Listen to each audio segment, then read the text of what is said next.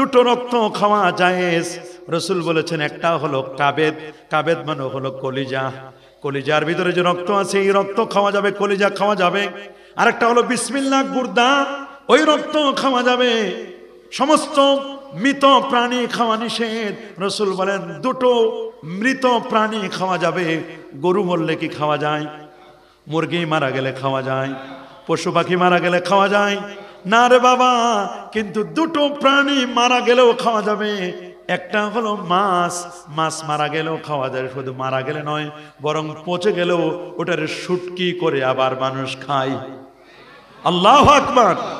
আর রাসূল বলেন আল জাররাত, এটাও বুখারীর বর্ণনা, টিড্ডি জাতীয় ফড়িং এর মতো বড়, ইয়ামান সৌদি আরবে পাওয়া যায় টিড্ডি। এই জাতীয় দুইটা প্রাণী মরলেও খাওয়া যায়। একটা হলো জাররাত, আল্লাহু আকবার। আরেকটা হলো সামাক ওয়াল হুত, ওয়াল হুতু ওয়াল জাররাদু, টিড্ডি এবং মাছ। মাছ খান। মাছ হলো নবীদের খাবার ছিল। আল্লাহ নবীর প্রিয় খাবারগুলোর মধ্যে ছিল মাছ। জান্নাতের প্রথম খাবার দেওয়া হবে কাবেদে হুত, মাছের কলিজার ভুনা। আল্লাহু আকবার বলেন। সামুদ্রিক মাছের মধ্যে ওমেগা 3, সুবহানাল্লাহ। সামুদ্রিক মাছের মধ্যে, সামুদ্রিক মাছ যারা খায় মনে রাখবেন সামুদ্রিক মাছ খেলে হার্টের রোগ হয় না, ওমেগা 3 পাওয়া যায়। মুসা নবীর প্রিয় খাবার ছিল মাছ। আল্লাহু আকবার বলেন। আরো জোরে বলেন আল্লাহু আকবার। আল্লাহ নবীর সাহাবীরা দুর্ভিক্ষে পড়ে গেল।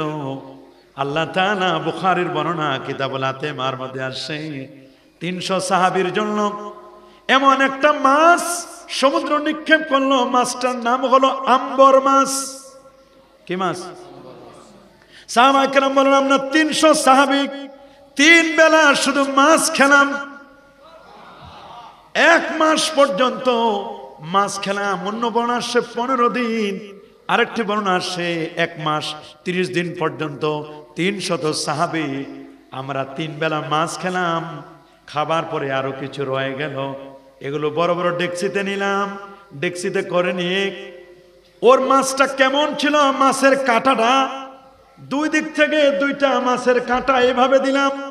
আরবের সবচেয়ে বড় উট, উটের মধ্যে পাতিলগুলো রেখে যখন মাছগুলো নিয়ে যাওয়া হচ্ছিল, মাছের বস্তুগুলো, ওই উট এর মাছের কাঁটার নিচ দিয়ে চলে যাচ্ছে, তারপরও কাঁটা গায়ে স্পর্শ করে না। কত বড় মাছ ছিল এটা। বুখারীর বর্ণনা, কোনো কিসসা কাহিনী নয়।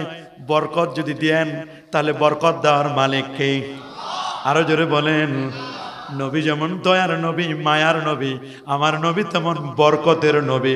সূরাতুল আরাফ 96 নম্বর আয়াত রব্বুল আলামিন বলেন ওয়ালাউ আন্না আহলাল কুরা আমানু ওয়াত্তাকাউ লাফাতাহনা আলাইহিম বারাকাতিম মিনাস সামাই ওয়াল আরদ। আল্লাহু আকবার। যদি জনপদের মানুষগুলো দুটো জিনিস আমাকে ডেলিভারি দিত, আমানু ওয়াত্তাকাউ, একটা হলো ঈমান, আরেকটা হলো তাকওয়া। ঈমান আর তাকওয়া, ঈমান মানুষকে জান্নাতি করে দেয়। বলেন ঈমানের ঠিকানা কোথায়? তাসদিক বিল জানান, ইকরার বিল লিসান ওয়া আমালুম বিল আরকান। 3টার সমন্বিত রূপ হচ্ছে ঈমান। ঈমান আর আমল যদি ঠিক থাকে জান্নাতুল ফেরদাউসের মেহমান হতে পারবেন। সূরাতুল কাহফে রব্বুল আলামিন বলেন, কিতাবুত তাফসীর, বুখারী সাক্ষী, ইন্নাল্লাযীনা আমানু ওয়া আমিলুস সলিহাতি কানাত লাহুম জান্নাতুল ফিরদাউসি নুজুলা। নিশ্চয় যারা ঈমান আনয়ন করবে, নেক আমল করবে, আমল কি মন মতো হবে না কোরআন সুন্নাহ মোতাবেক? আমল হবে নেক আমল। বলেন কি আমল? নাকি বদ আমল? আমল হবে নেক, আমলের গুণে লোকটি জান্নাতি হবে। আমলের সাথে তার ঈমান থাকবে। ঈমান এবং আমল, আমল খুব ভালো, ঈমানটা ঠিক নাই, আকীদাটা ঠিক নাই।